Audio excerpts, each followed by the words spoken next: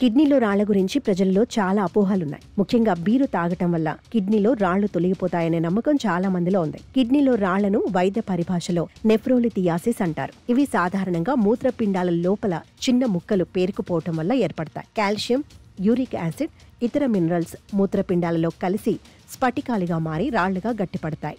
శరీరంలో నీటి శాతం తగ్గినప్పుడు మూత్రం చిక్కగా మారుతుంది. ఇది మినరల్స్, లవణాలు గట్టిపడి రాళ్లుగా మారడానికి దారితీస్తుంది. కొన్ని రకాల కిడ్నీలో రాళ్లు జన్యుపరంగా కూడా వంశపారంపర్యంగా వస్తాయి. ఆక్సలేట్లు, సోడియం, యూరిక్ యాసిడ్ ఎక్కువగా ఉండే ఆహారాన్ని తీసుకోవడం వల్ల కూడా రాళ్లు ఏర్పడతాయి. చాలా మంది బీరు తాగటం వల్ల కిడ్నీలో రాళ్లు తొలగిపోతాయని నమ్ముతారు. కానీ ఇది ఒక అపోహ మాత్రమే.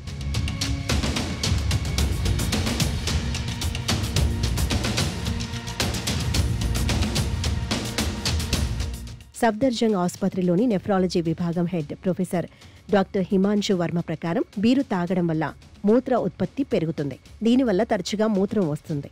ఈ ప్రక్రియలో 5 మిల్లీమీటర్ల కన్నా చిన్న రాళ్లు మూత్రం ద్వారా బయటకు పోవచ్చు. బీర్లో రాళ్లను కరిగించే లేదా తొలగించే రసాయనాలు ఏవి ఉండవు. ఎక్కువ నీళ్లు తాగినా కూడా చిన్న రాళ్లు బయటకు వచ్చే అవకాశం ఉంది. బీరు తాగటం వల్ల డీహైడ్రేషన్ పెరిగే ప్రమాదం ఉంది.